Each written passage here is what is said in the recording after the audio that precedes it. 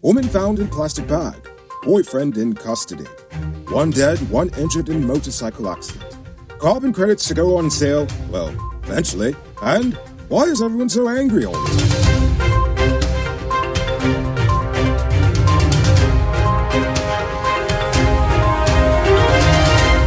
I am Noriko Bulford, and this is Uncut News. Do you see news happening? Send us a tip on WhatsApp at 592-659-6151.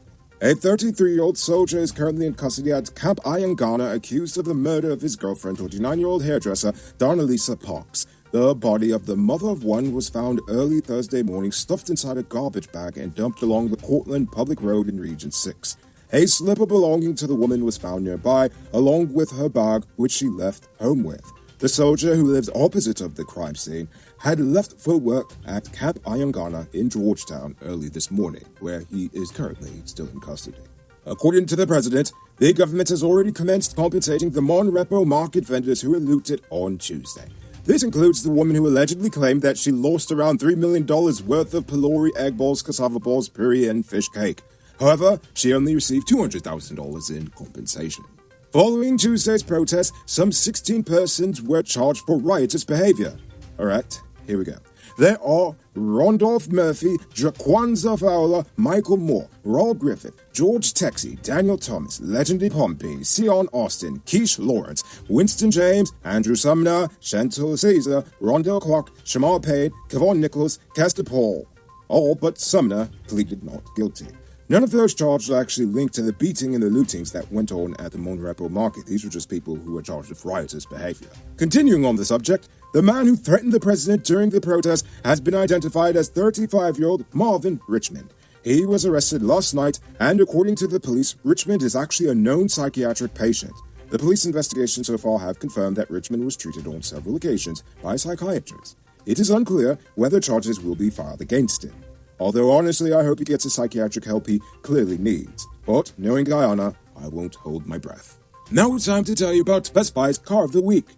Currently on sale is this 2016 Suzuki Jimmy Sierra 4-wheel drive. It comes with regular and low-range 4-wheel drive, Bluetooth, mug rims, new tires, TV, CD, stereo, fog lamps, back camera, and much, much more. Buy cash for $3.4 million.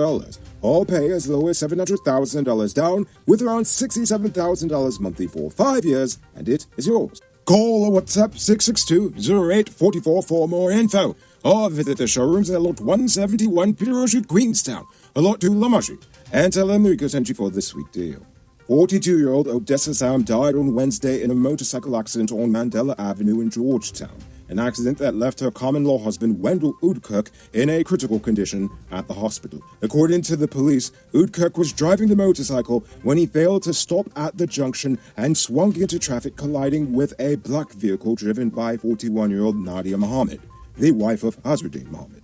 Oudkirk is currently hospitalized with serious head injuries. Meanwhile, Mohammed was served a notice of intended prosecution. On Tuesday evening, 2 airport ground staff were injured after one of their genius co-workers accidentally released the tail cone of an aircraft owned by World Atlantic Airlines. On top of that, reports are that a ground staff mistakenly pulled the tail cone jettison handle instead of operating the stairway switch of the plane.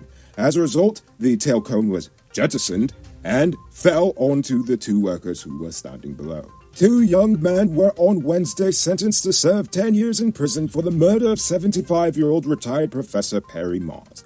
23-year-old Paul Chance and 22-year-old Andre Benjamin were initially charged with murder, but pleaded guilty to the lesser offense of manslaughter last month.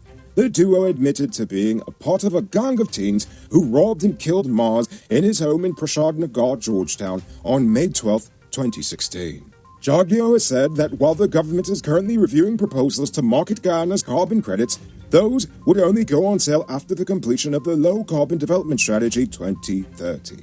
Guyana alone stores about 19.5 billion tons of carbon in its forests, which are estimated to be valued at about US $40 billion to US $54 billion annually. For the best crotch in Guyana, wait, that should read, for all sizes of clutch disc and pressure plates for heavy-duty trucks in Guyana, check out Powered Automotive. Get this and other high-quality truck parts at the lowest prices. Visit them at Lot 1161 EE Eccles, or call them on telephone number 697-0171. Save big on truck parts at Powered Automotive, the #1 heavy-duty truck parts store in Guyana. Now for today's oil update. If it isn't obvious by now, the conflict in Ukraine has further stressed gas supplies around the world, and the world's second largest nation, India, is no exception. Severe pressure from rising oil prices is prompting one of the world's top 3 largest oil importers to look to Azerbaijan, Gabon, and us, Guyana, for new deals. However, our government has been pretty reluctant to enter into any long-term deals with refineries, instead preferring to sell our oil on the spot price market as it is currently very profitable. Now for our stupid news of the day. You know what I think is stupid? Why is it that people are always so angry?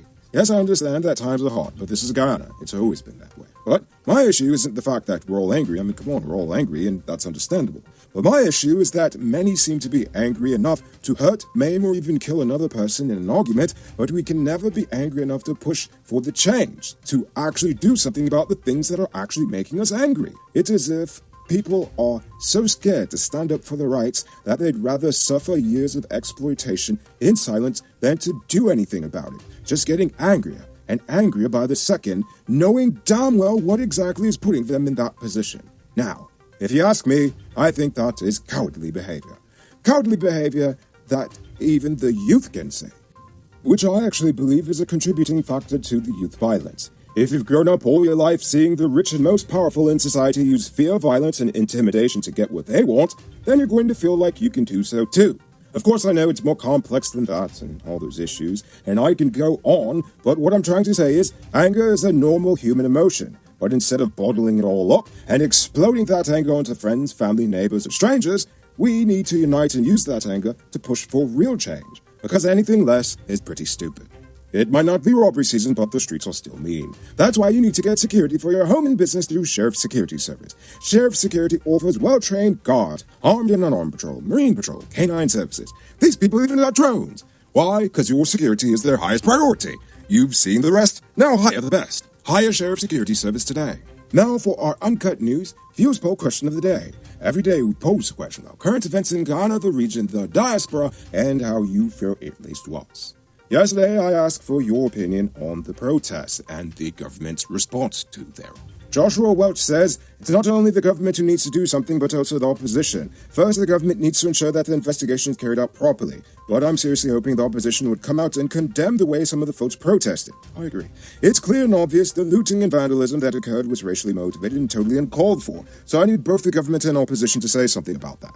Good point. I agree fully. Jay Jairam says, the government's response to the protests is, as usual, lackluster. It seems very orchestrated. Looters loot, and businesses get compensated. Governments get a thumbs up for helping. Guy Bryan says, on. The government's response is not good enough. But then again, is a normal thing with the PPP, and that's their way of buying votes for the next election. It's a normal. Well, I mean, there's more than one way to skin a cat, I guess. And finally, Bantu King says the right to protest is in the Constitution. The police are supposed to protect them and keep the protest orderly from the dunce thugs. I agree 100%, and the police are actually there watching all of this happen. If the police are actually making sure that the people are being heard and they're actually able to protest and protecting them from all the dunce thugs, as you say, from running in, then no one gets looted, no one gets robbed, and everyone is heard. Now, before we get to tonight's question, you can multiply your cash by selling digital top-up. This is a legit way you can earn some extra money at your business or to supplement your current hustle. Become a top-up vendor quick and easy by linking with Cellular Plus. Call them on telephone number 685-3109 for more info. Now for tonight's question.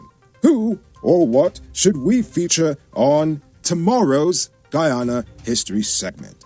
I want you to think about that question. Tell us in the comments below. If your response is good enough, we actually might feature it in our next episode. Anyway, that's all the time we have for tonight, and check us out tomorrow for another. Until then, I'm Rico Bulford saying good night, folks.